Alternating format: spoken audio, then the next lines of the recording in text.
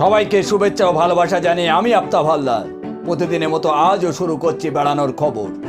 ছুটিতে যাই চ্যানেলে আজ আমাদের নিয়ে যাব ইতালির দ্বিতীয় পর্বে। যারা প্রথম পর্ব দেখেননি তাদেরকে অনুরোধ করব প্রথম পর্ব দেখে নেবেন। তো চলুন আজ দ্বিতীয় পর্ব দেখে নেন। যারা ইউটিউব চ্যানেলে আমাদের অনুষ্ঠান দেখছেন প্লিজ একটা ছোট্ট লাইক দিয়ে শুরু করুন, আর অনুষ্ঠানটি ভালো লাগলে প্লিজ সাবস্ক্রাইবটা করে দেবেন। আর অনুষ্ঠান কেমন লাগছে কমেন্ট করে জানান, আপনাদের কমেন্ট পড়ার জন্য আমি বসে থাকি। আর যারা ফেসবুক পেজে আমাদের অনুষ্ঠান দেখেন প্লিজ লাইক করবেন আর ফলোইং করে রাখবেন।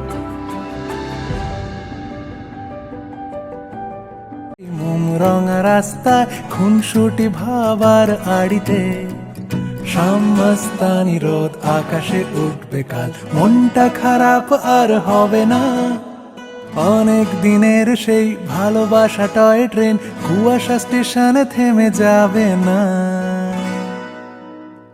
ছুটিতে যাই, ছুটিতে যাই।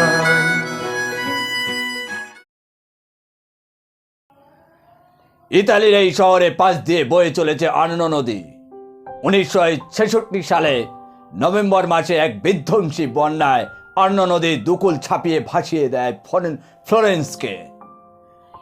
কত ভাস্কর্য শিল্পকলা অবলুপ্তির গ্রাস থেকে বাঁচানো সম্ভব হয়েছিল বহু মানুষের আন্তরিক প্রচেষ্টায়। আজ আমরা চলেছি গাইডের সাথে ফ্লোরেন্সের শহরের মধ্য দিয়ে। পোশাকি ভাষায় যার নাম ওয়াকিং ট্যুর। দেখতে পেলাম বিশ্ববিখ্যাত ভাস্কর্য ডেভিড, যার স্রষ্টা ছিলেন মাইকেল অ্যাঞ্জেলা। পূর্ণবয়স্ক পুরুষের এই মূর্তি দেখলে অবাক হয়ে যেতে হয়। পাথরের মধ্য দিয়ে পেশি শিরা উপশিরাকে এমন প্রাণবন্ত করা যায়, না দেখলে বিশ্বাস হতো না। একদিকে দেখলাম গেট অফ প্যারাডাইস, তার সামনে উৎসুক জনতার ছবি তোলার ভিড়। পাশেই যে বাড়িটি দেখানো হলো সেই বাড়িটি মেদিচির পরিবারে। এখানেও একই চত্বরে ক্যাথিড্রাল, ব্যাপটি ও বেল টাওয়ার আছে। অসংখ্য শিল্পী রয়েছেন পথের ধারে তুলি নিয়ে কাজে ব্যস্ত।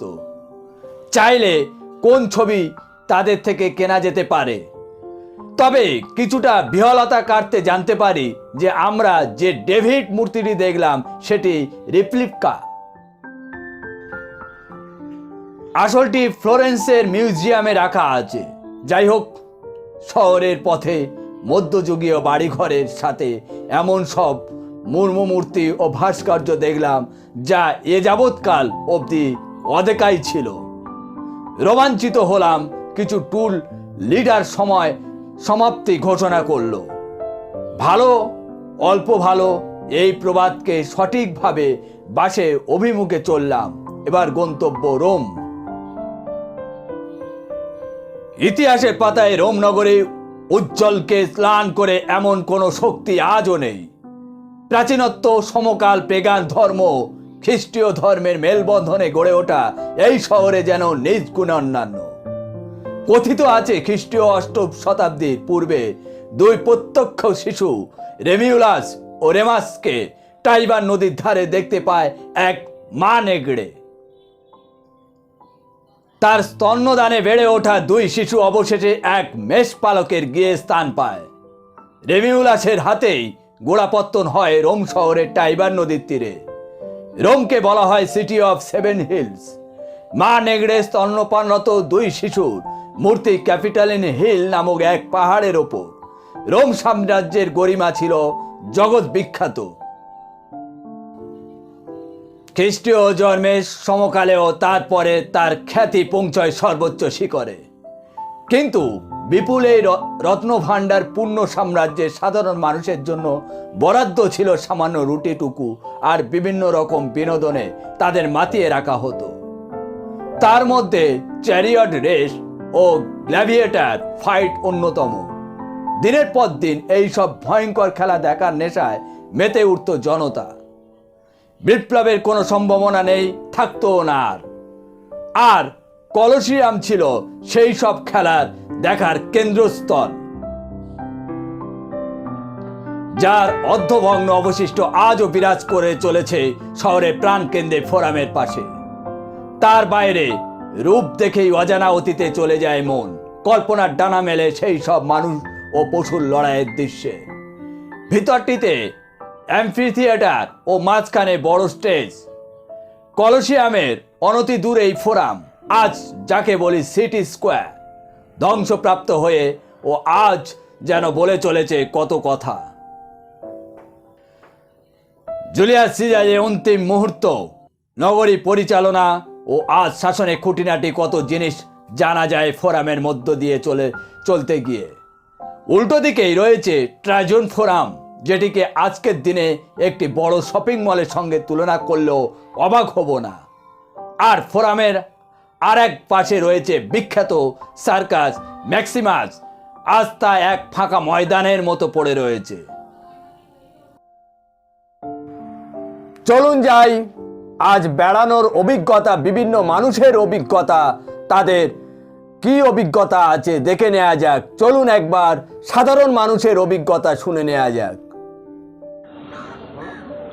হ্যাঁ, আপনারা বেড়াতে কোথায় কোথায় গিয়েছেন? দেশের মধ্যেও গেছি, বিদেশের মধ্যেও গেছি। কোথায় যেতে বলো তোমরা সেখানে বলবো।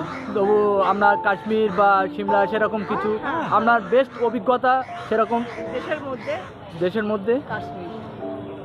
কাশ্মীরে কি কি ভালো লেগেছে আপনার? কেন কাশ্মীরটাকে আপনি যাচাই করলেন? ভালো আমার ভীষণ ভালো লেগেছে। একদিকে বরফ, তার উপর প্রাকৃতিক সৌন্দর্য ভীষণ ভালোভাবে আকৃষ্ট করেছে। তারপরে হচ্ছে টিউলিপ গার্ডেন, এটা ভীষণ দেখার ভালো জিনিস। এছাড়া দেশের মধ্যে? এছাড়া তো দেশের মধ্যে বলতে ওই কাশ্মীর ভালো লেগেছে, তারপরে কন্যাকুমারীটা ভালো লেগেছে, সিমলা মানালি তো অবশ্যই আছে। এখন যাওয়ার কি প্ল্যান আছে কোথাও? নেক্সট ট্যুর একটু দুবাইয়ে যাওয়ার ইচ্ছা আছে, কারণ আমরা ইউটিউব ট্যুরটা পুরো করে নিয়েছি 2019 সালে। তারপরে তো সমস্ত করোনা পিরিয়ডে কোথাও বেরোতে পারিনি, তাই ইচ্ছে আছে দুবাই ট্যুরটা যাওয়ার। Thank you. আজ এখানে শেষ করছি। সবাই ভালো থাকবেন, সুস্থ থাকবেন, আর সবাইকে নতুন বছরে শুভেচ্ছা রইল। আর যাদের যেমন আর্থিক সচ্ছলতা আছে, সে সেইভাবে কাছে হোক বা দূরে হোক ব্যাগপত্র গুছিয়ে নিয়ে বেরিয়ে পড়ুন। মনটাও ভালো থাকবে, শরীরটাও ভালো থাকবে, আর কাজের প্রতি ইন্টারেস্ট আরও বাড়বে। Tata, bye bye.